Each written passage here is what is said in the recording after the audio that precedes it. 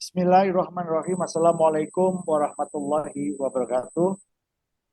Salam semangat pagi, salam sejahtera.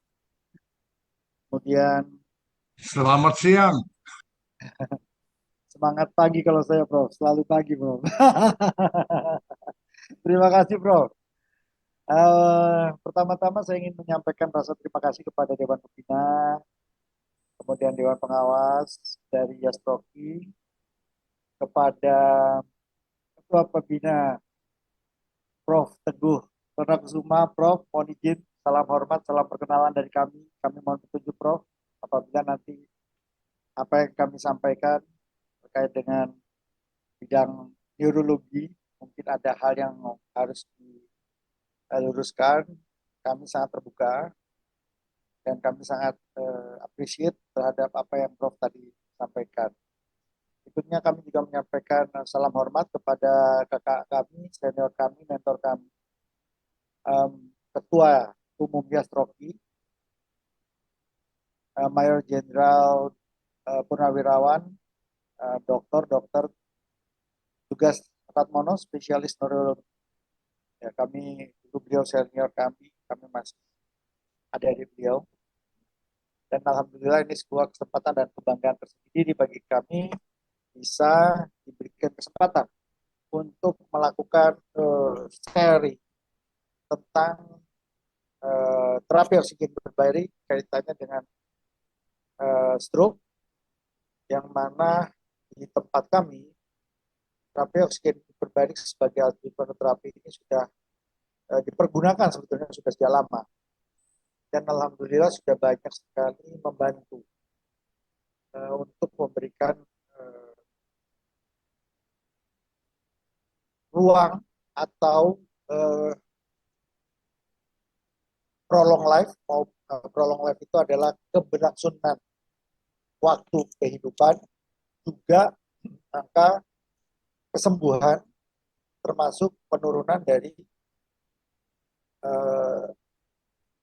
kecacatan, angka kecacatan, comorbidity. Dan untuk mempersingkat waktu, mungkin berkenan kami dibantu untuk slide share screen dari PPT kami. Silakan. Oke. Ya. Hari ini saya mendapatkan sebuah materi dari Astro, yaitu mengenal terapi oksigen hiperbarik dan pengaruhnya pada penanganan stroke. Jadi, pada momentum ini ada dua hal yang kita cermati. Yang pertama adalah tentang terapi oksigen hiperbarik itu apa sih sebetulnya. Kemudian yang kedua, pengaruh dan dampaknya terhadap stroke. Mengapa? Karena stroke ini sudah banyak sekali dirasakan dan menjadi sebuah perhatian penting. Nanti di slide kami ada penjelasannya dari Kementerian Kesehatan, sehingga keberadaan dari lembaga-lembaga independen seperti Stroke ini memberikan kontribusi yang sangat besar dan positif terhadap kemampuan kesembuhan bagi pasien-pasien yang sudah menderita stroke. Di sisi lain, sosialisasi dan edukasi juga memegang peranan penting, sehingga konsep daripada stroke yang berkembang sekarang bukan pada penanganan, tetapi seperti yang disampaikan oleh Ketua Yastroki tadi, pada preventif atau pencegahan. Dan terapi oksigen berbalik yang selama ini dikenal sebagai terapi untuk membantu penanganan pada pasien stroke, sesungguhnya dapat dipergunakan sebagai tindakan preventif untuk mencegah stroke. Artinya apa? Terapi oksigen berbalik ini tidak dipergunakan hanya kala mana seseorang menderita stroke. Justru ketika sebelum orang itu menderita stroke atau untuk membangun kebugaran tubuh atau membuat stroke yang dialami mulai dari stroke ringan supaya tidak menjadi jatuh lebih dalam, itu bisa dilakukan pencegahannya dengan menggunakan terapi oksigen berbalik. Bagaimana ceritanya? Mohon izin nanti kami coba memberikan pemaparan. Silakan selanjutnya, baik. Nanti kalau sudah ada batas waktu 20 menit kami langsung info saja, tidak apa-apa. Ini sekedar kurikulum vitae saya saja. Saya kira bisa dilanjut, Mas.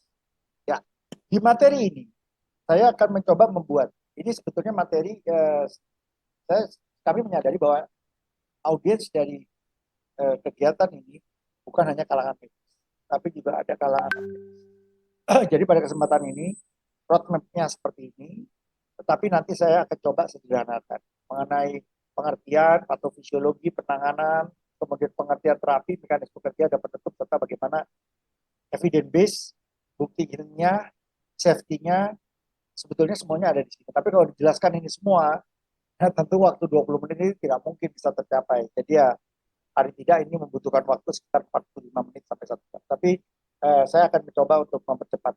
Silakan. Ada inti-intinya nanti. Lanjut. Ya, tadi seperti dikemukakan oleh Prof. Teguh Kusuma bahwa stroke ini sudah menjadi masalah nasional. Betul. Mengapa? Karena menjadi penyebab utama kematian dan kecacatan di Indonesia dan berdampak signifikan. Nah, itu tadi dikatakan. Dari biaya, dari tenaga, dari semuanya menjadi non produktif atau berkurang produktif, sehingga keluarga pun juga ya tanpa mengurangi akan terbebani apabila anggota keluarga tersebut ada yang menderita penyakit stroke. So bagaimana solusinya? Mencegah lebih baik daripada mengobati. Dan ketika sudah mengalami, maka kita berusaha untuk memperbaiki lagi lebih baik. Ini berdasarkan dari indeks riset bahwa prevalensi stroke meningkat 56% dari 2013 sampai 2018. Mohon maaf nih updatean lama, saya belum update lagi yang terbaru lagi.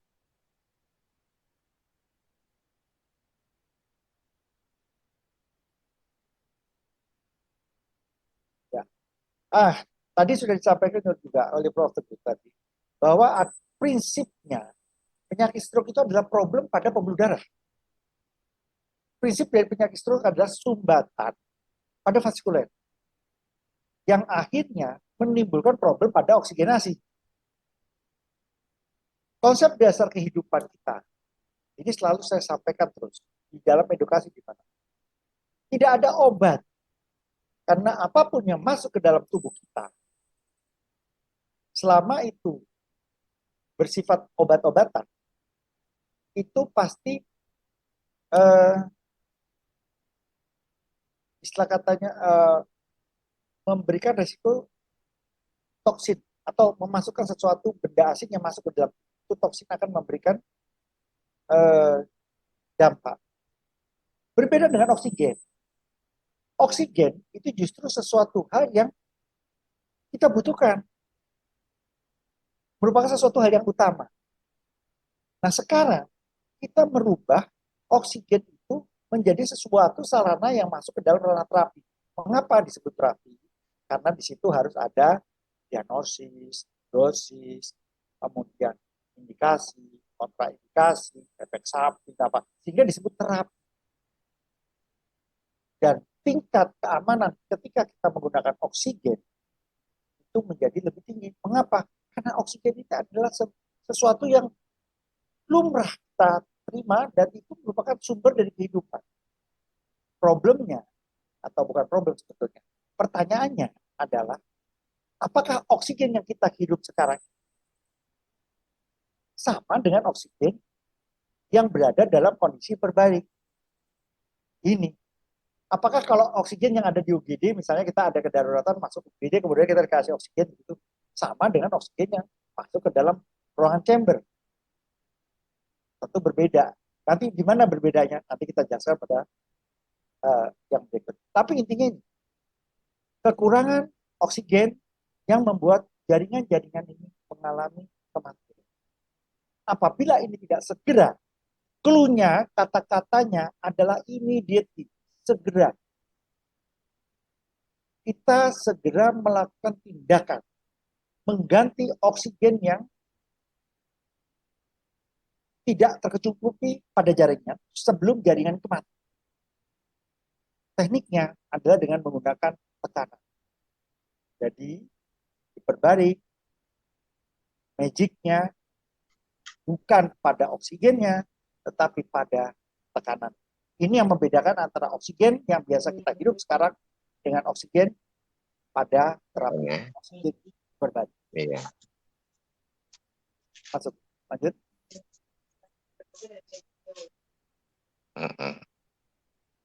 Ya, lanjut.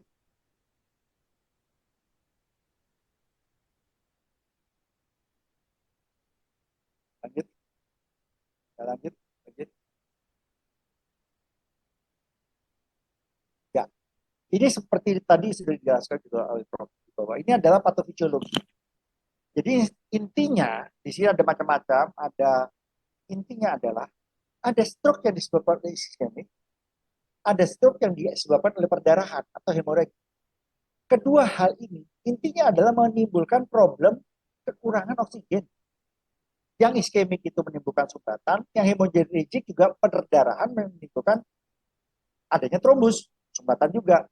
Iskemik adanya pengecilan dari pembuluh darah vaskuler, juga karena adanya disebutkan tadi adanya aterosklerosis.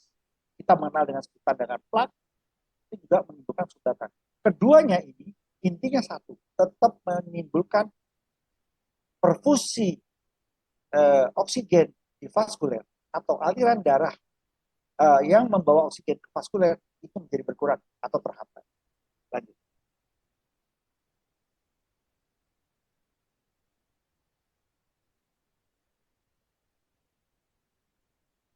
Nah, apa sebetulnya sih yang menyebabkan terjadinya stroke? Nah, ada 3 komponen pentingnya. Yang pertama adalah memang faktor kesehatan. Jadi faktor kesehatan itu terkait dengan adanya hipertensi, dislipidemia, hipertensi, dan lain-lain. Sebenarnya faktor kesehatan itu problemnya itu apa sih? Kita bisa lihat ada hipertensi, ada diabetes, ada hiperlipidemia, ada kelainan pembuluh darah, ada aritmia, ada sleep apnea, ada penyakit. Apa sih sebetulnya problem yang ada di kesehatan itu? Satu hal saja, kata-katanya, stres. Tidak ada di dalam kehidupan kita ini hal-hal yang bisa menghindarkan kita dari stres. Dan ketika stres itu terjadi, maka itu akan menimbulkan terjadinya pembebanan pada organ. Kita mengatakan sebagai strain, beban daripada organ. Dan ketika terjadi pembebanan pada organ, maka ada yang namanya hormon kortisol yang muncul. Sehingga apa? Memacu glukosa darah kita.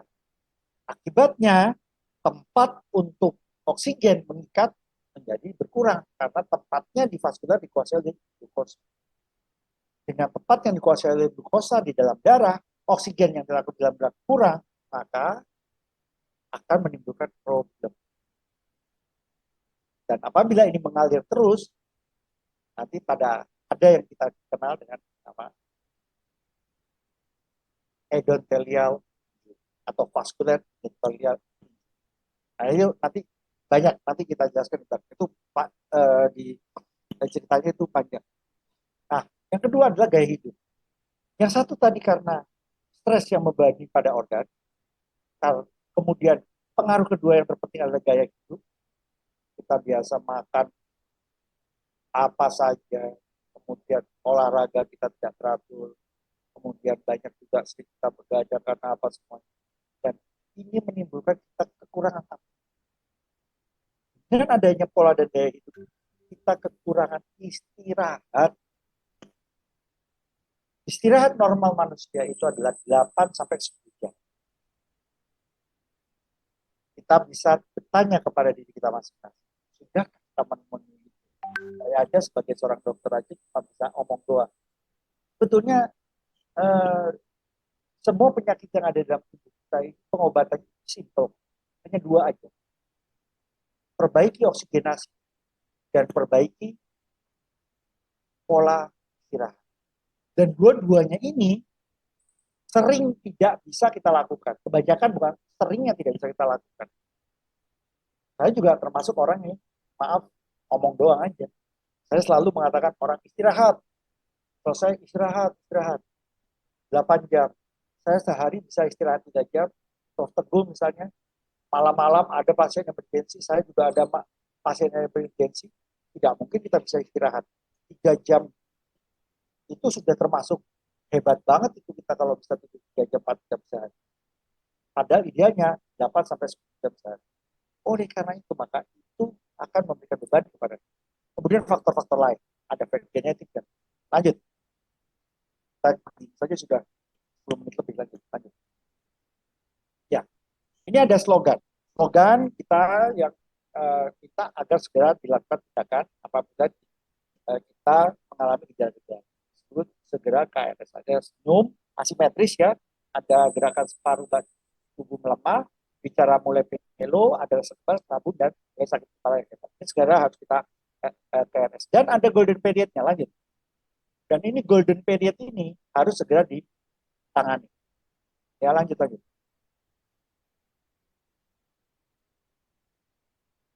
Ya, ini adalah golden period pada pasien stroke. 10 menit sampai 6 jam. Itu juga golden period pada penanganan terapi oksigen berbaring. Kalau sudah lebih dari 6 jam, lewat orang. Tidak bisa lagi kita tangani. Terapi oksigen berbaring sebetulnya terapi utama pada pasien-pasien penyakit yang lama. Ada yang namanya decompression sickness, ada intoksikasi gas, misalnya, ada karena apa? Itu terapinya adalah, dan golden periodnya adalah 6 jam. Lebih cepat dilakukan penanganan dengan terapi oksigen berbaring akan lebih baik. Begitu juga dengan pasien stroke. Semakin lama dia mendapatkan penanganan, maka angka kesembuhan atau kerusakan yang ditimbulkan pada jaringan akan semakin meluas. Dan kita perlu mengantisipasi secepat mungkin apabila kita mempunyai gejala yang cepat tadi, segera masuk RS. Lanjut.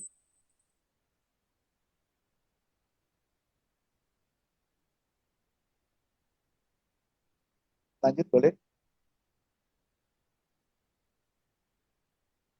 Ya, ini golden time.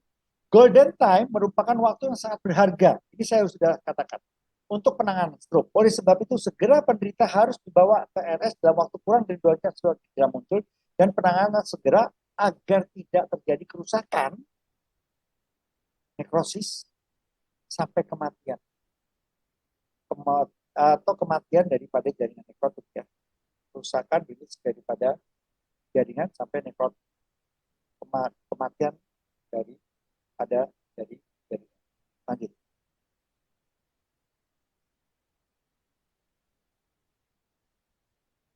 Nah, apa upaya yang dilakukan untuk mengurangi dampak stroke adalah pencegahan, pengobatan, rehabilitasi, dukungan sosial, dan penelitian. Ini adalah umum kita lakukan. Tapi yang kita harapkan sekarang adalah ini mengetahui mengenai terapi oksigen berbaring. Lanjut. Nah, apa sih sebetulnya terapi oksigen berbaring? Di sini ada 3 kata. Ada terapi, ada oksigen, ada hiperbarik. Terapi itu terkait dengan diagnosis, indikasi, kontraindikasi, efek samping, lamanya terapi, kemudian komplikasi, dan lain-lain. Nah, sedangkan oksigen adalah jumlah daripada oksigen yang kita hirup. Dan hiperbarik, hiper itu tinggi, barik itu tekanan. Berarti tekanan di atas daripada tekanan normal ini sekarang. Kita ini di 1 atmosfer. Tapi bila kita berada dalam kondisi berbaring, itu ibaratnya kita seperti menyelam. Masuk ke dalam air, di mana perubahan 1 meter itu meningkatkan angka menjadi 0,1 atmosfer absolut. Sehingga di kedalaman 14 meter, itu ibaratnya kita mendapatkan tekanan sebanyak 2,4 atmosfer absolut. Ini secara umum saya menjelaskannya seperti itu. Tapi intinya adalah terapi ini adalah terapi dengan clue magicnya di tekanan. Sehingga ini yang membedakan dengan oksigen yang biasa yang kita gunakan. Awalnya ini adalah terapi untuk penyelamat. Namun sekarang sudah menjadi terapi utama maupun bantuan pada pasien-pasien. Bagaimana ceritanya nanti ada, termasuk evidence base. Lanjut.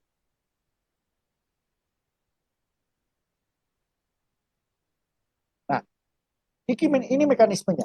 Secara umum, seperti tadi kata oleh Prof. bahwa kita mengalami problem pada jaringan. Jadi pada jaringan itu oksigen pada jaringan itu berkurang. Oleh karena itu kita perlu dengan cepat. Nah, bagaimana peranan oksigen berbagi? Konsep sederhananya, di dalam hukum, di dalam hiperbarik itu ada hukum. Ada hukum Henry, Galton, kemudian hukum apa? Ada macam-macam, ada 4 hukum.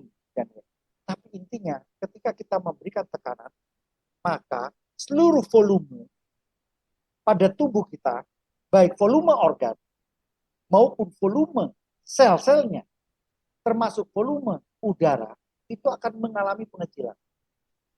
Sederhananya, kalau misalnya selama ini kita ada ukuran dalam satu ikatan, ini hanya kita mengikat 2 molekul oksigen, dengan adanya tekanan oksigen berbalik, maka kita bisa membuat molekul oksigen itu mengecil, sehingga yang awalnya kita hanya mengikat 2, ini bisa meningkat 4.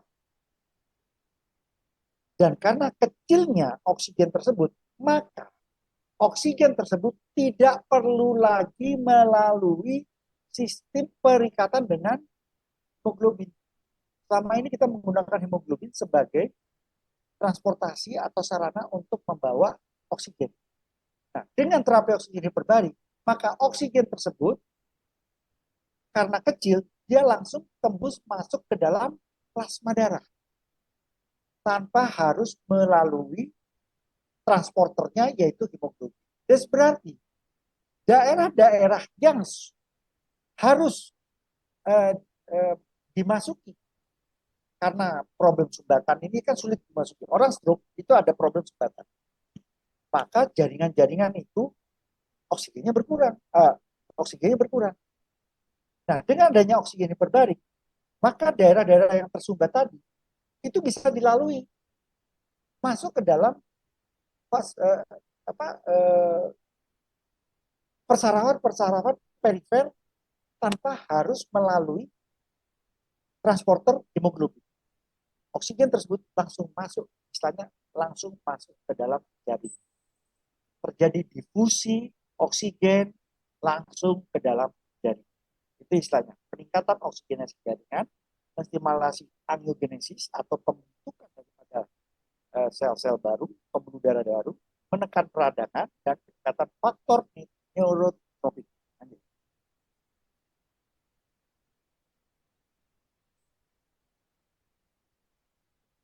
Nah, stroke menyebabkan berkurangnya aliran darah ke otak yang membuat jaringan otak kekurangan oksigen. Ya, kekurangan oksigen. Terapi oksigen meningkatkan jumlah oksigen terlalu dalam plasma darah. Ini menurut hukum Henry. Ya. Kemudian peningkatan oksigen ini memungkinkan oksigen mencapai jaringan yang rusak akibat kondisi hipoksit. Jadi karena adanya kondisi kekurangan oksigen, maka jadi awalnya hipoksemia dulu. Hipoksemia itu adalah eh, aliran darah yang kekurangan oksigen. Dengan kondisi hipoksemia menyebabkan jaringan kekurangan oksigen, dikenal dengan nama hipoksia. Nah, dengan adanya oksigen yang langsung masuk ke dalam jaringan, maka akan mengkayakan jaringan tersebut yang awalnya terjadi hipoksia kembali pada kondisi yang disebut dengan istilah normoksia. Normoksia itu jumlah oksigen itu normal. Dan oksigen tambahan ini akan membantu mengurangi potensi kerusakan sel dan mendukung proses pemulihan sel otak yang kekurangan oksigen. Jadi kita fokusnya sekarang adalah pada sel-sel otak. Lanjut.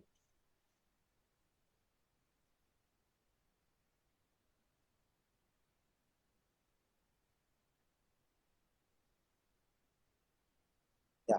Bagaimana terapi meningkatkan oksigen jaringan? Yang pertama, meningkatkan tekanan parsial. Apa sih tekanan parsial itu? Peningkatan tekanan parsial oksigen memungkinkan oksigen lebih mudah larut dalam plasma.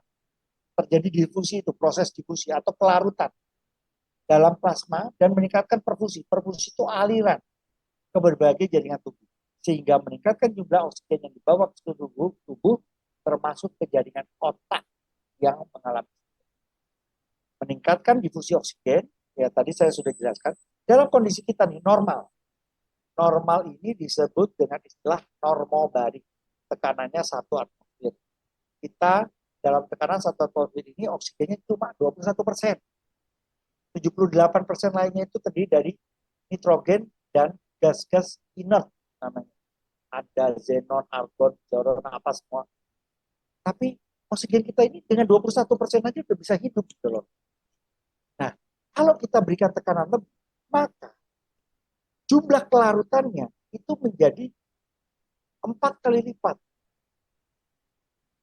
Bukan 4 ya, ya 6 kali lipat. 1,2 mililiter oksigen yang langsung larut dalam darah. Kalau 3 atmosfer menjadi 1,8 mililiter oksigen yang larut dalam darah.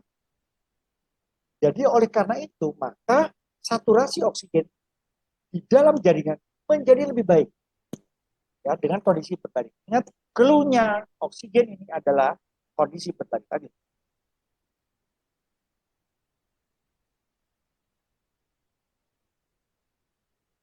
Nah, menstimulasi angiogenesis. Maksudnya angiogenesis ini apa sih sebetulnya? Faktor-faktor pertumbuhan. Terapi oksigen hiperbarik meningkatkan produksi faktor penumbuhan.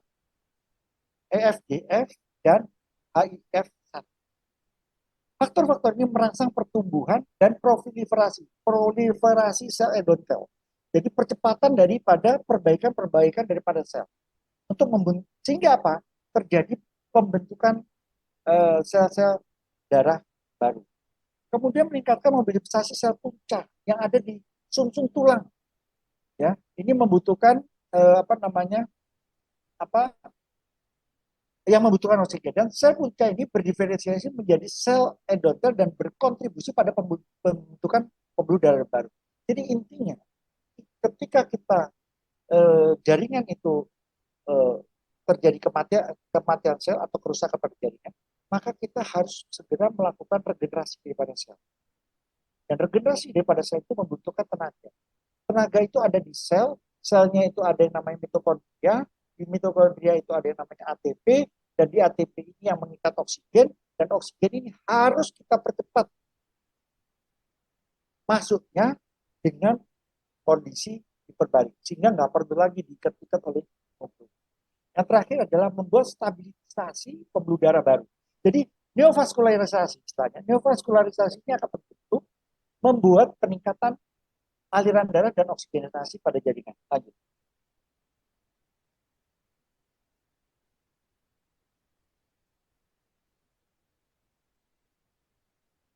Nah, kemudian yang terpenting adalah peradangan atau reaksi inflamasi.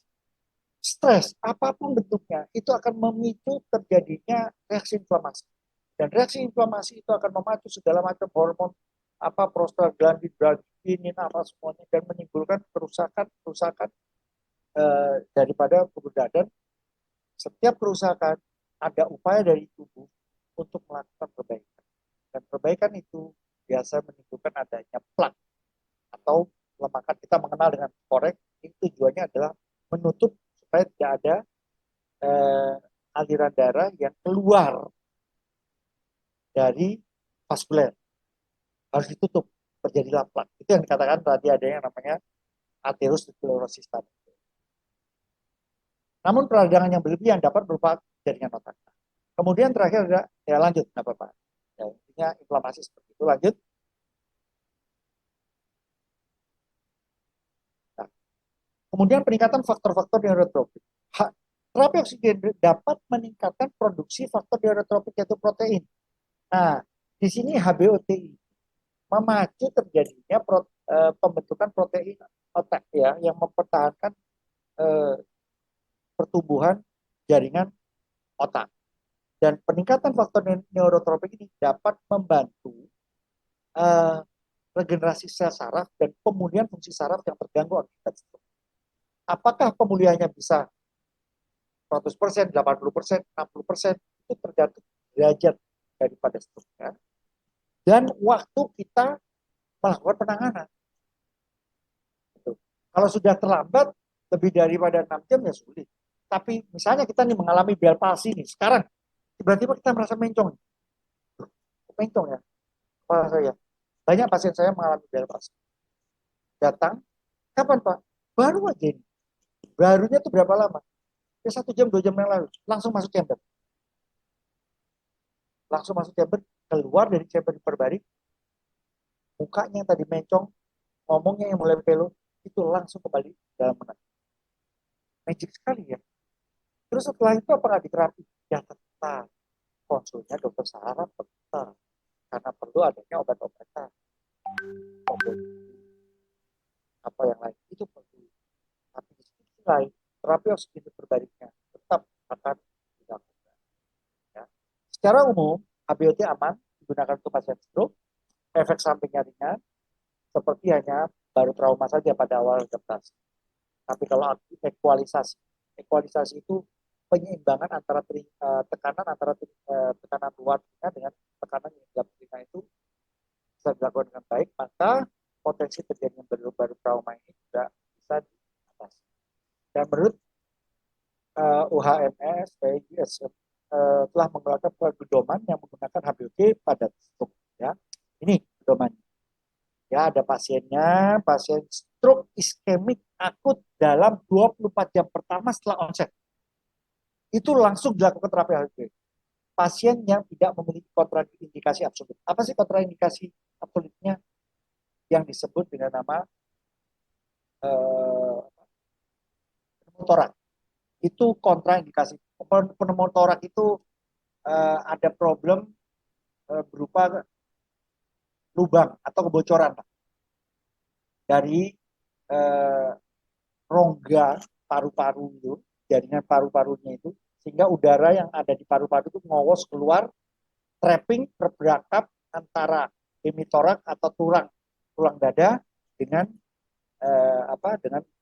dengan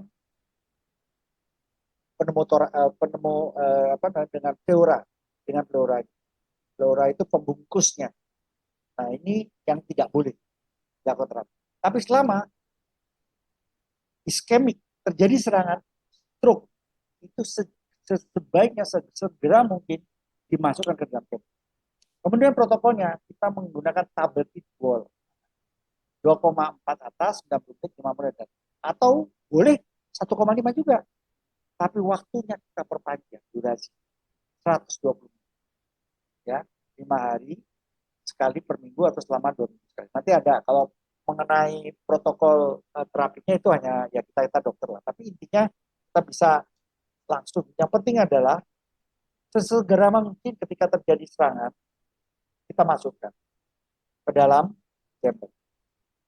Monitoring harus dipantau selama HBOT untuk gejala-gejalanya, kemudian tesnya, kemudian kontraindikasinya adalah ini dia absolut ya, pneumotorak ya, keganasan yang belum ditangani dan relatif dengan claustrophobia ya, takut ke dalam ruangan chamber yang ruangan tertutup. Ini harus didampingi secara intensif oleh seorang dokter. Lanjut. Ini adalah terapinya, dosis terapi ya. 2,4 3 kali 30 menit dengan tablet equal modifikasi Probulino 100 menit yang di sini bisa bergerak 8. Lanjut. Lanjut. Ya. Ini adalah beberapa penelitian saja yang yang hanya untuk menunjukkan bahwa berbaring ini bukan sesuatu hal yang baru bagi penderita stroke ya. Penelitian ada 2020, 2017, 2005, ada yang 2022 juga sudah ada berbalik lagi. Stroke iskemik akut, setengah dari pasien menerima terapi HBOT bersama dengan perawatan standar, sisanya hanya perawatan standar. Ternyata kelompok yang menerima HBOT mengalami peningkatan fungsional yang lebih besar dan disabilitasnya menjadi lebih rendah dibanding dengan kelompok kontrol. Ini penelitian terbaru ya 2020. Kemudian ada juga yang 2017 menggunakan meta-analisis menggabungkan dari 11 studi klinis.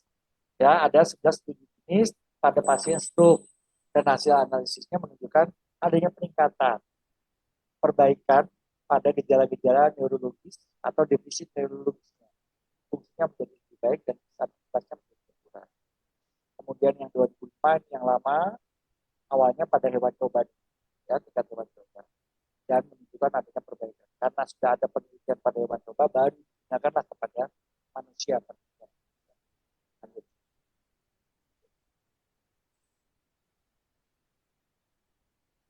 Nah ini beberapa penelitian lainnya yaitu nah, kita lihat lanjut.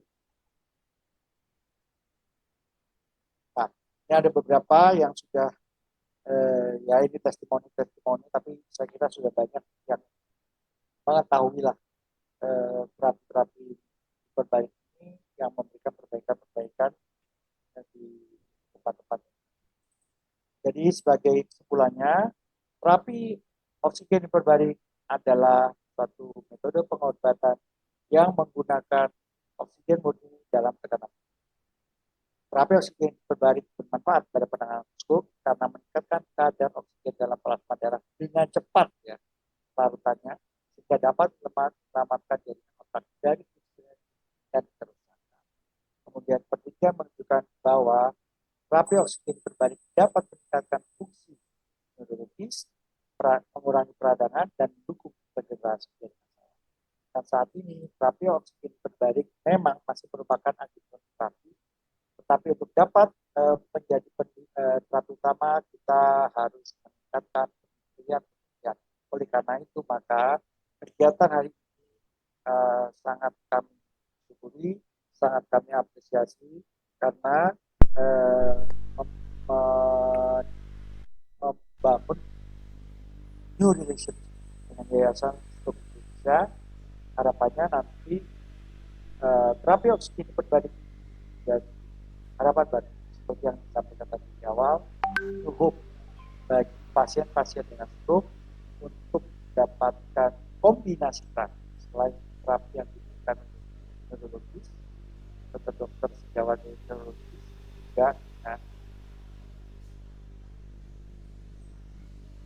spesialis dokter.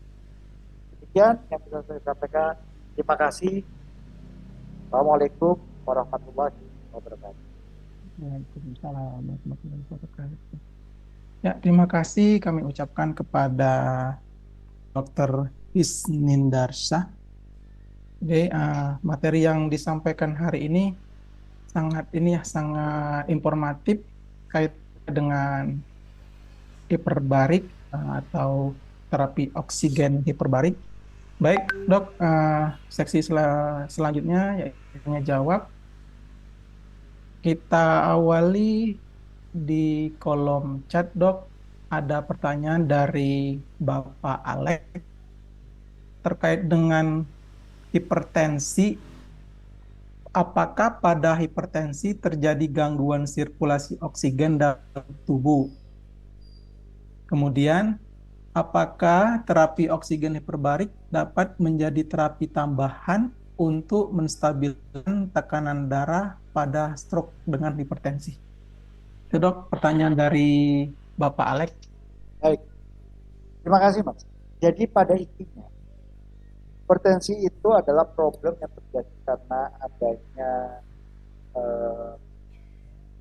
peningkatan tekanan akibat adanya stres pada organ. Stres pada organ menimbulkan adanya sumbatan sehingga kerja daripada organ menjadi kuat dan harus lebih kuat untuk memenuhi kebutuhan oksigen secara sistemis.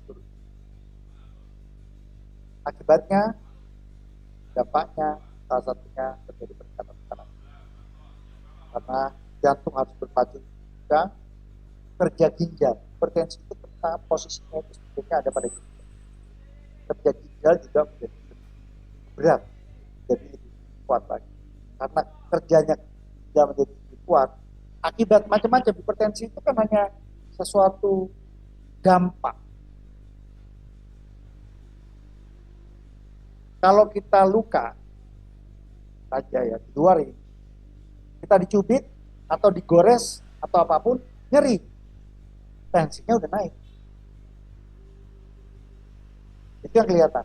Jadi intinya adalah ketika terjadi adanya trauma atau perlukaan atau apapun, itu menimbulkan terjadinya peningkatan tekanan darah. Dan peningkatan tekanan darah tersebut karena adanya upaya kita untuk melakukan perbaikan terhadap jaringan-jaringan yang rusak tadi itu, supaya jaringannya tidak rusak dan mati. Lalu apa yang dilakukan dengan hiperbarik? Kita harus merelaksasi pembuluh-pembuluh darah tersebut. Dengan apa? Mengurangi kerjanya. Caranya bagaimana? Jangan biarkan pembuluh darah itu bekerja keras. Dengan cara apa? Kita membantu dengan memasukkan oksigen tersebut tidak melalui vaskuler, tapi langsung masuk ke dalam plasma darah. Jawaban sederhananya, hipertensi dapat dibantu dengan terapi oksigen. Apabila kita sering melakukan, maka kenapa? Karena penelitian saya pada kapasitas kerja pada latihan maksimal menunjukkan kalau kita sedang latihan fisik, kondisi kita ini kan tensi kita naik, kemudian terjadi takikardi dan lain-lain. Nah, apabila ini kita masukkan ke dalam chamber, maka yang terjadi apa? Bradikardi atau penurunan denyut nadi. Denyut nadi menurun. Kenapa menurun? Karena dia itu rileks. Kenapa rileks?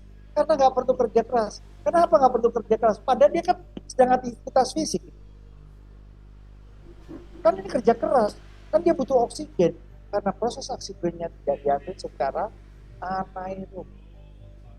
Kalau proses oksigennya diambil secara anaerob, dia akan menimbulkan yang namanya asam laktat. Dia akan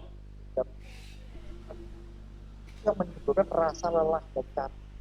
Tapi ini oksigennya tidak diambil secara proses anaerob. Tetapi oksigennya diambil langsung dari jaringan yang memang sudah langsung masuk ke dalam jaringan tersebut. Oksigennya tidak langsung.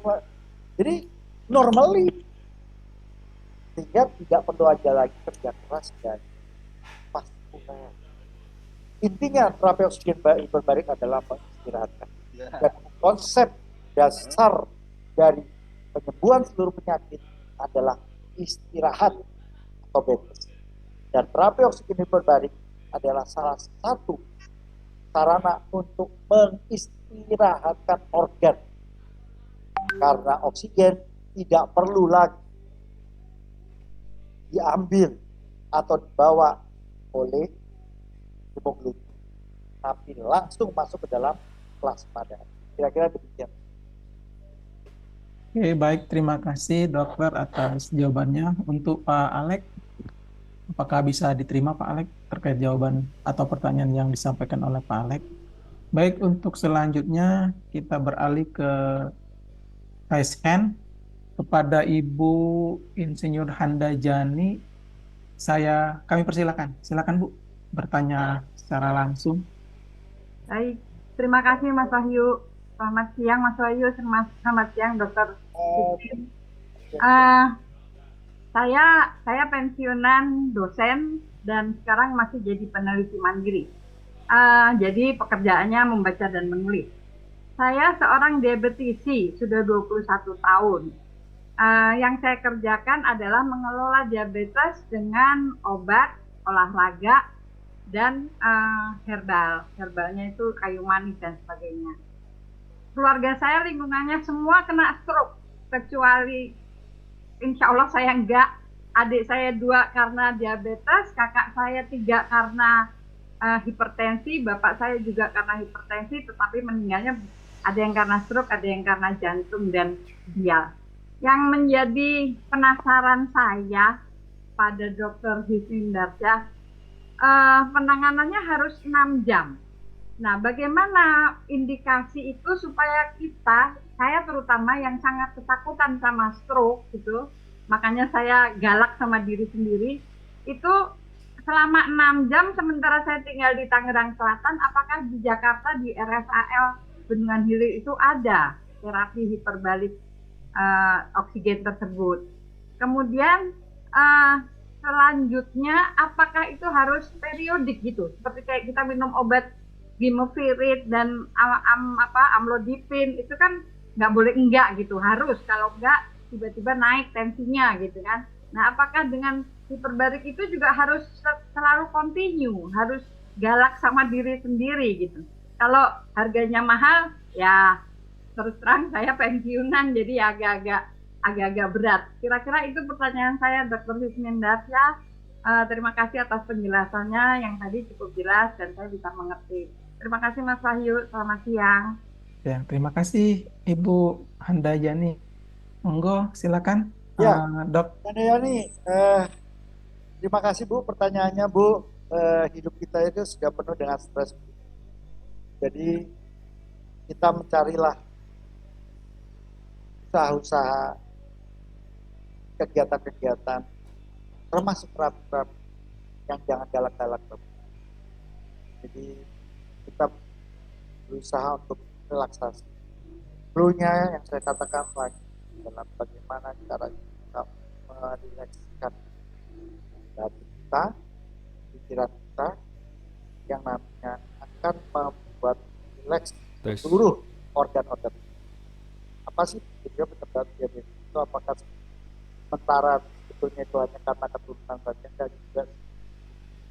Ya, problem di pankreas kita itu sebetulnya itu kan karena adanya dejas ya, misalnya dejas vaskuler yang menyebabkan adanya atau intoleransi itu kerusakan, perlukaan pada daerah sel endotel di tingkat iman daripada pembuluh darah vaskuler. Itu kalau kita bicara bahasa medis, bahasa ilmiahnya. Tapi intinya hidup kita ini sudah penuh dengan luka-luka, dan dilukai aja kita akan terluka. Kenapa? Karena kita menempuh perjalanan. Kalau menempuh perjalanan filosofinya, pasti kita akan menginjak batu, melewati gorong-gorong, ada apa. Kalau kita nggak menginjak batu, nggak melewati gorong-gorong, nggak melewati lubang, nggak, itu semuanya itu nggak hidup. Itu hanya orang mati aja yang nggak melewati. Otomatis potensi terjadinya stres itu semakin. So, apa yang Ibu lakukan itu sudah sangat benar, luar biasa sekali. Jadi kita harus merilekskan. Terus terapi oksigen hiperbarik itu sebagai apa? Rekreasi, Bu. Sarana untuk relaksasi. Jadi kan ini sebagai lifestyle, gaya hidup. Jadi kalau kita bicara lifestyle atau gaya hidup, berarti itu sesuatu hal yang sama seperti makan. Atau kalau enggak, seperti oksigen yang kita hidup. Kalau kita nggak hidup oksigen seperti ini, mati nggak kita? Mati lah. Kalau kita nggak makan, kekurangan gizi nggak kita? Ya kekurangan sama. Nah, hanya bedanya kalau dengan hiperbarik, oksigennya itu dimasukkan secara cepat. Betul? Kalau dimasukkan secara cepat, cadangannya banyak, Bu, di dalam tubuh kita oksigen. Sehingga apa? Regenerasi atau perbaikan daripada sel-sel yang mati ada secara periodik.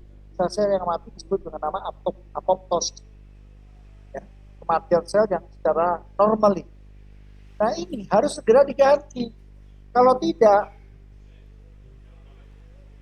makanya kulitnya jadi kendor, makanya jadi rusak di kulitnya. Karena apa? Pergantian atau regenerasi selnya itu tidak terjadi secara cepat. Sedangkan pergantian sel secara cepat itu membutuhkan energi, membutuhkan tenaga. Gimana didapatnya? Ya dari oksigen yang ada di ATP, yang ada di dalam mitokondria. Nah, oleh karena itu termasuk juga penyakit diabetes. Penyakit diabetes ini juga karena adanya pertukaan. Oleh karena itu sehingga akhirnya mesinnya yang ada yang namanya pankreas gitu ya, mesinnya ini tidak dapat berfungsi secara normal. Atau kalau enggak, ya dia akan tergantung dengan obat sulit atau apa namanya tuh giberclamid lah atau apa secara periodik. Terus kalau hiperbarik itu gimana ya? Karena hiperbarik dia akan melakukan regenerasi, tapi kalau misalnya dia sudah lama, tugasnya adalah maintenance. Maintenance ini kalau seorang engineer pasti tahu, kita harus memaintain atau merawat jaringan-jaringan yang sehat itu tetap sehat, sedangkan jaringan-jaringan yang sudah mati segera diganti supaya pergantian atau jaringan itu terjadi dengan cepat dan baik. Itu konsep yang dilakukan sehingga orang-orang diabetes sangat disarankan menggunakan terapi oksigen hiperbarik sebagai terapi kombinasi. Kalimat awalnya dulu ya Bu ya. Terapi kombinasi dengan terapi oral atau terapi injeksi yang sudah digunakan. Itu awal. Kemudian berikutnya, apakah dengan seperti itu kita bisa lepas obat? Secara bertahap Bu, secara bertahap itu kita akan sampai ke level itu. Setidaknya mengurangi. Banyak sudah pasien saya. Kalau lepas obat, memang tidak saya sarankan. Meskipun ada yang nekat Bu, lepas obat. Tapi saya tidak menyarankan ya, lepas obat. Tapi kalau seperti saya ini, gambarannya kasarnya saya ini hipertensi. Saya seorang yang hipertensi, saya sudah pasang jantung. Saya sudah pasang. Nah, bagaimana caranya saya memaintain? Saya masuk cabinet. Terus akhirnya apa? Sekarang obat, kalau saya lagi stres saja itu tensi naik, baru saya minum obat. Kecapean, kelelahan, baru saya minum obat. Obat apa? Obat hipertensi. Kalau enggak pernah. Kalau dulu, obat jantung itu kan sekepuk tuh. Ada yang namanya lopidogrel, ada lopidogrel, ada lisinopril, ada bisoprolol, ada apa namanya, mulai amlodipin, ada ada segebok gitu. Nah, obatnya ada nih saya. Tapi sekarang saya sudah mulai mengurangi. Akhirnya apa? Tinggal tensipa saja yang saya pakai. Lopidogrel udah enggak, isoprolol enggak, lisinopril enggak, bisoprolol enggak, ini apa? Enggak, sudah. Jadi kalau misalnya tensi saya naik, udah pingin tensipa saja, kita turun lagi. Sama tidur. Saya tahu. Yang sebetulnya yang tahu itu dari diri kita sendiri, alarmnya itu kita. Jadi, kalau sudah gini berarti saya harus kurang istirahat. Nah, kita sudah dapat alarm, masalahnya kita ketika alarmnya itu muncul, kita terabas, ini kereta mau lewat, itu alarm pintunya itu udah ditutup begini. Tapi karena kita merasa ada sesuatu target tujuan yang kita capai harus ke sana, diterabas, dia ditabrak kereta, Bu. Dia buyar. Nah, itu yang sering kita lakukan. Itu yang sering saya lakukan. Itu bukan saya bicara ke orang lain.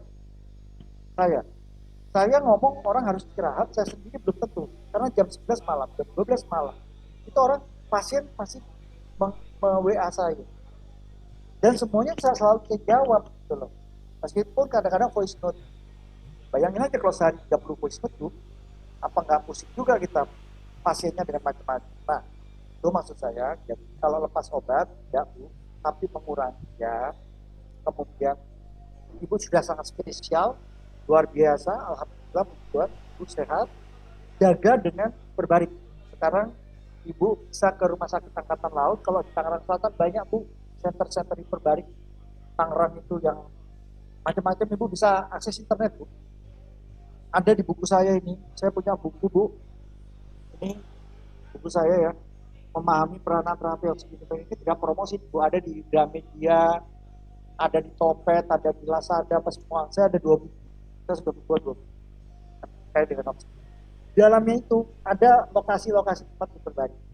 Sarankan keluarga-keluarga Ibu atau untuk mencegah supaya tidak terjadi stroke, supaya tidak terjadi hipertensi, supaya tidak, dengan melakukan preventif dengan menggunakan terapi oksigen hiperbarik. Ya, kira-kira demikian Ibu. Di Rumah Sakit Angkatan Laut Sidoarjo ada.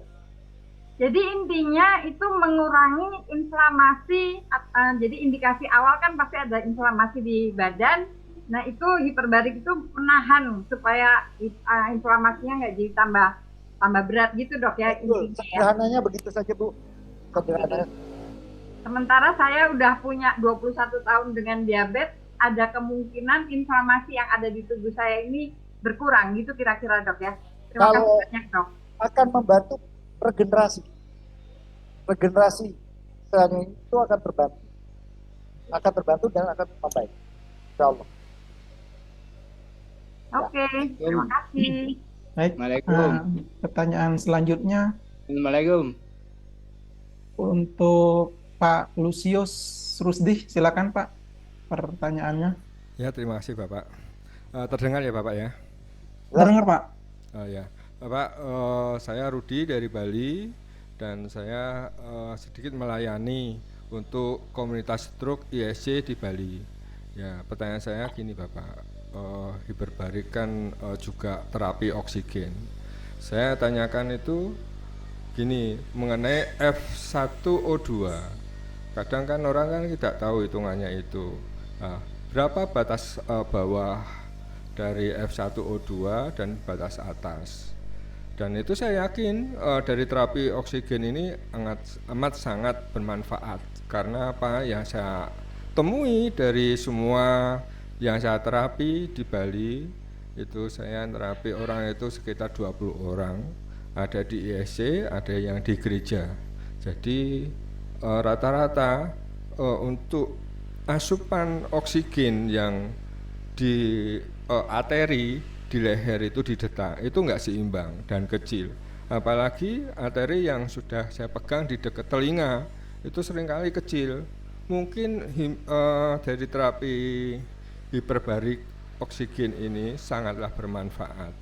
Kami mohon untuk mungkin kalau menggunakan ada rumusan F1O2 itu sebagai standarnya hitungan, mungkin kalau kaum awam boleh mengerti ya, tolong dikasih bocoran kalau memang dari teman-teman nanti dari yang saya terapi, oh ini kadarmu persentasenya di bawah 21, oh berbahaya, atau di atas 100 itu berbahaya, harus diturunkan.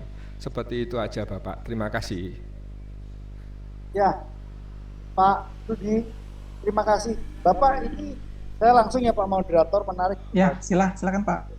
Jadi Pak Rudi ini Bapak menggunakan terapi oksigen hiperbarik ya, melayani pasien terapi oksigen hiperbarik. Oh tidak Pak, saya hipnoterapi IT, jadi saya hipnoterapi itu tidak seperti hipnoterapi yang lainnya menggunakan otak bawah sadar, tapi saya menggunakan otak refleks. Dan pengobatan saya itu biasanya jarak jauh Bapak, ya kalau di lokasi itu kan saya hanya pengecekan aja, saya pengobatan dari jauh pakai indera, ya itu aja. Oke, F1 oksigen itu istilahnya fraksi ya Pak ya, namanya fraksi oksigen yang larut di dalam darah kita. Normally kita itu ada sekitar saya agak lupa ya, 1,6 liter. Tadi kan saya sudah sebut ya, 1,2 ya, 1,2 Pak. Oke. Ya, 1,2. Sorry. 0,21 atau 21%. Maaf. Ya itu maksud saya 21%, itu yang di bawah. 21% ya. 21%. Nah, ketika kita memberikan tekanan, itu memang ada hitungannya, Pak. Ya, saya mohon maaf kalau hitungan saya mesti harus tulis-tulis. Jujur saya juga nggak terlalu hafal, saya harus buka lagi. Tapi intinya ketika adanya peningkatan tekanan, maka ada sekitar pengecilan dari fraksi oksigennya yang tadinya 0,21 itu menjadi mengalami pengecilan volume. Kalau mengecil volume oksigennya menjadi 4 sampai 6 kali dari batas ukuran normal, otomatis kelarutannya kira-kira meningkat atau tidak? Makanya saya katakan tadi 0,21 liter. Dia menjadi 1,2 dan 6 kali Pak. 1,2 mililiter. Berarti kalau 1,2 itu meningkat 6 kali pada 2,4 ATA. Ada hitungannya Pak, ada tabelnya. Nah, kalau nanti sampai 3 atmosfer, tekan lagi, itu meningkat lagi Pak. Tidak lagi 1,2 tapi jadi 1,6 mililiter. Nah, sedangkan kita cukup membutuhkan sekitar 2,4 mililiter oksigen yang langsung masuk ke dalam jaringan kita tanpa harus ada darah. Sehingga terapi berbaring ini pernah ada penelitian menggunakan babi masukkan chamber, darahnya disedot Pak, sisakan plasmanya saja, kemudian dimasukkan terapi oksigen berbaring. Babinya, padahal di dalam tubuh hemoglobinnya sudah habis karena eritrositnya diambil, sisakan plasmanya. Kenapa? Karena konsumsi 4,8 liter, ya Pak, saya kata 4,8 itu sudah full dengan oksigen berbaring. Oleh karena itu, maka kalau dengan terapi oksigen berbaring, peningkatan fraksi kelarutan oksigennya adalah 4 sampai 8 kali dari normal. Ya, 4 sampai 8 kali peningkatan normal. Sehingga sangat membantu sekali fungsi dari paru-paru kita, ya paru-paru kita pun juga jadi rileks, tapi oksigennya juga terkecil. Itu Pak Lucius Rudi. Saya minta maaf kalau penjelasan saya kurang ini karena saya jujur tidak hafal hitungannya, saya harus buka catatan saya karena ada hitungannya Pak. Oh ya, terima kasih Bapak. Tapi ini Bapak yang jadi penasaran kan bagaimana caranya kita mendapatkan AaDO2 Pak? Apakah dengan tensi tes saja bisa mendapatkan AaDO2-nya itu untuk perumusan F1O2? Oh cukup Pak, menggunakan kalau setahu saya ya Pak ya, denyut nadi dengan tekanan darah Pak, untuk mengetahui AaDO2. Oh ya, ambil yang SJS ya Pak ya? Ya, itu aja Pak. Oh ya, terima kasih Bapak, itu penasaran saya sudah terjawab. Itu saja, cukup ya. Menggunakan tekanan nadi dan blood pressure. Ya. Terima kasih. Nah, oke. Baik, terima kasih. Ya, terima kasih atas jawabannya Dr. Irsdi Darsa. Mohon maaf Bapak Ibu peserta webinar karena keterbatasan waktu untuk pertanyaan Bapak Ibu yang melalui room. Nanti kami jawab di website Yayasan Stroke Indonesia Bapak Ibu karena keterbatasan waktu. Kemudian sedikit yang bisa saya simpulkan Bapak Ibu peserta webinar, beberapa penelitian dan laporan anekdot menunjukkan bahwa HBOT mungkin memiliki manfaat tertentu bagi pasien stroke, seperti peningkatan hasil neurologis, penurunan kecacatan, dan peningkatan kualitas hidup. Kemudian manfaat potensial ini diperkirakan terkait dengan peningkatan kadar oksigen dalam aliran darah yang dapat mempercepat penyembuhan dan mengurangi peradangan. Kemudian rehabilitasi setelah stroke biasanya melibatkan pendekatan multifaset yang melampaui modalitas pengobatan tunggal seperti HBOT. Rehabilitasi stroke yang komprehensif bertujuan untuk mengatasi berbagai aspek pemulihan